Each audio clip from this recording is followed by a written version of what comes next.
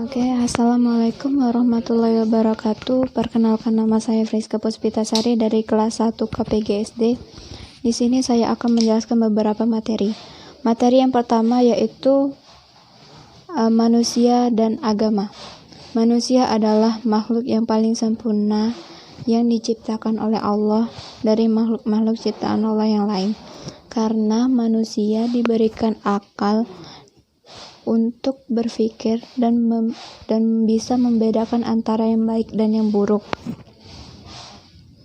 Manusia pertama kali di bumi ini adalah Nabi Adam alaihissalam. Nabi Adam alaihissalam diturunkan oleh Allah dari surga ke bumi. Itu karena perbuatannya, karena Nabi Adam melanggar suatu hal yang dilarang oleh Allah. Dan Nabi Adam terbentuk dari tanah liat yang berlumpur. Nabi Adam terbentuk selama 120 tahun, di mana 40 tahun itu di tanah yang kering, 40 tahun di tanah yang basah, dan 40 tahunnya lagi di tanah yang berlumpur dan berbau. Kemudian setelah 120 tahun itu, roh itu masuk dari kepala ke kaki. Lalu setelah masuknya ruh, barulah Nabi Adam bisa menggerakkan badannya. Kita berbeda dari Nabi Adam. Nabi Adam itu diturunkan oleh Allah dari surga ke bumi, sedangkan kita itu lahir di bumi, yaitu dilahirkan oleh seseorang yang bernama ibu. Kita berada di dalam kandungan selama 9 bulan, kemudian lahir ke bumi, ditiupkan ruh dan lahir ke bumi. Nah, manusia, dalam kehidupan manusia itu kita memerlukan adanya agama. Agama adalah suatu tuntunan atau aturan yang mengatur manusia dalam kehidupan, baik itu dalam segi perilaku, pergaulan, dan yang lain-lain. Itu diatur oleh agama. Agama sangat penting bagi manusia, di mana agama akan membimbing manusia atau menuntun manusia ke jalan yang benar, memiliki kehidupan yang baik dan secara teratur, dan juga agama juga bisa membimbing kita agar kita bisa menjadi manusia yang ahli surga, yang ahli akhirat dan dunia. Karena di dalam hidup ini kita manusia bukan hanya hidup di dunia saja, tetapi juga di akhirat. Karena itu pentingnya agama untuk menuntun kita agar menjadi hamba Allah yang lebih baik, yang bertakwa. Kita hidup jika tanpa agama itu tidak beraturan, pergaulan tidak beraturan, kehidupan tidak beraturan, hidup kayaknya hidup tuh kayak nggak ada tujuan karena tidak ada yang mengatur. Nah, dengan adanya agama ini, kita tuh hidup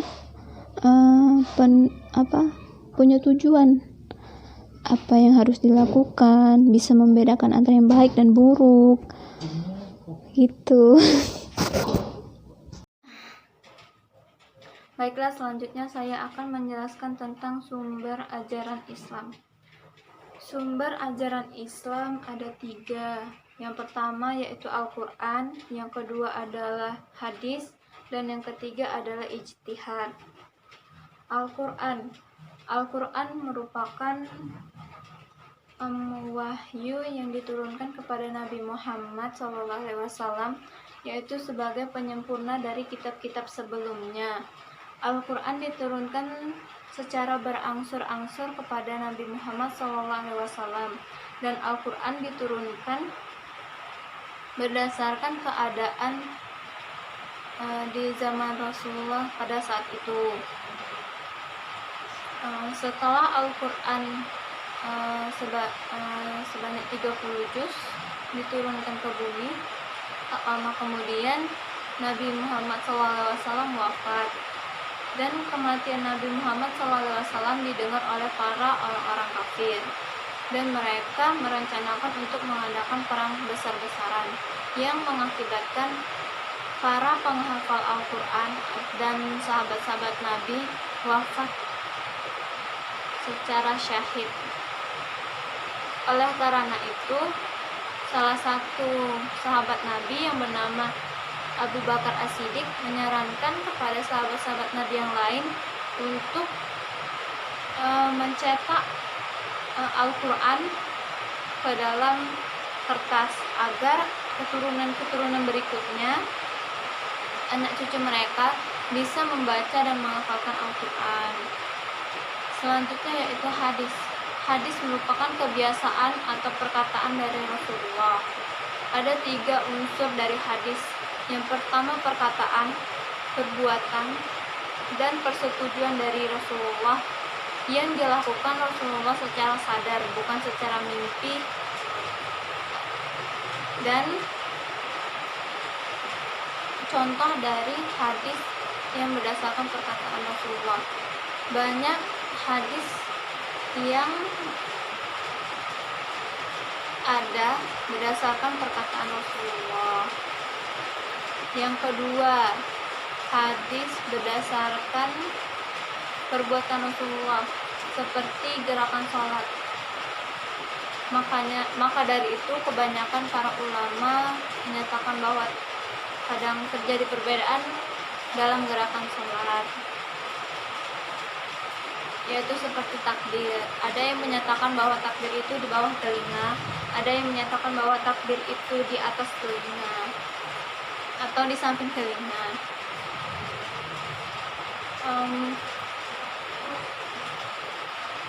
Hadis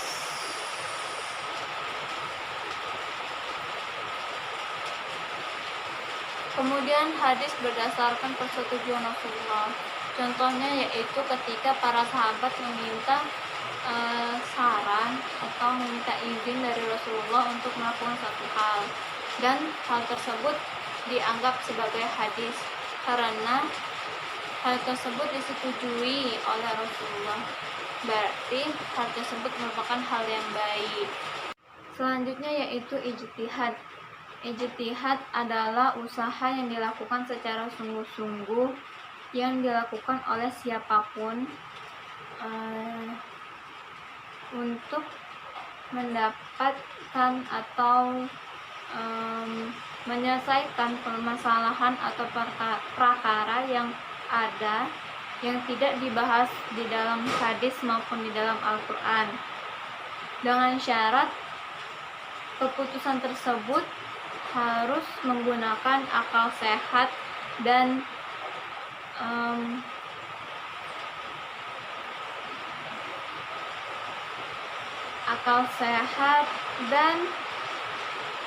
pemikiran yang matang, keputusan yang matang. Fungsi ijtihad yaitu menyelesaikan suatu perkara atau permasalahan yang tidak dibahas di dalam Al-Quran maupun hadis. Namun hal tersebut tidak bertentangan dengan apa yang ada di dalam Al-Quran maupun hadis. Ada beberapa jenis ijtihad. Yang pertama yaitu ijma. Ijma adalah perkumpulan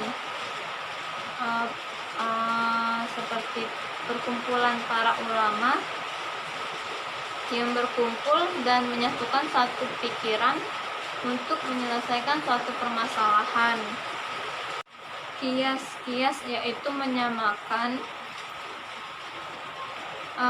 kejadian-kejadian yang ada pada zaman Rasulullah dengan masa kini untuk memutuskan suatu hukum yang akan ditetapkan untuk menyelesaikan perkara tersebut. Kemudian ada yang namanya ihsan, yaitu perbuatan yang baik. Kemudian ada juga yang namanya ahli, yaitu akal sehat, di mana kita harus menggunakan akal yang sehat untuk menyelesaikan perkara yang terjadi. Dan hal tersebut tidak boleh menentang dari ajaran-ajaran Islam. Karena itu penting bagi kita menggunakan akal sehat untuk menyelesaikan suatu permasalahan. Baiklah, selanjutnya saya akan membahas tentang apa yang menjadi kerangka dalam ajaran Islam. Ada 3 kerangka dalam ajaran Islam. 3 hal yang menjadi kerangka ajaran Islam. Yang pertama yaitu akidah, yang kedua yaitu syariah, yang ketiga yaitu akhlak. Akidah adalah suatu keyakinan yang mendalam atau fondasi atau ikatan. Akidah memiliki 4 ruang lingkup. Yang pertama yaitu ilahiyah, yaitu yang membahas tentang yang berkenaan dengan Allah Subhanahu wa taala, di mana membahas ada 3 pembahasan. Yang pertama yaitu sifat, yang kedua yaitu zat, yang ketiga yaitu asma. Sifat terbagi menjadi 3. Yang pertama yaitu wajib, yang kedua yaitu mustahil, yang ketiga adalah jaiz. Sifat wajib Allah ada 30, sifat mustahil Allah ada 30, sedangkan sifat jaiz ada 1. Yang kedua yaitu zat. Zat terbagi menjadi 2, yaitu yang pertama zat maha suci, yang kedua zat maha pujian. Selanjutnya yaitu asma. Asma terdiri dari 99 atau yang sering disebut juga dengan Asmaul Husna. Selanjutnya yaitu akhlak. Akhlak adalah suatu perilaku manusia yang didorong oleh keinginan secara sadar untuk berbuat baik. Akhlak terbagi menjadi 2, yaitu akhlakul karimah dan akhlakul al-mazmumah. Akhlakul karimah adalah perilaku terpuji, sedangkan akhlakul al-mazmumah adalah perilaku yang tercela. Akhlakul karimah terbagi menjadi adapun manfaat dari akhlakul karimah. Yang pertama yaitu dicintai oleh Nabi Muhammad SAW. Yang kedua yaitu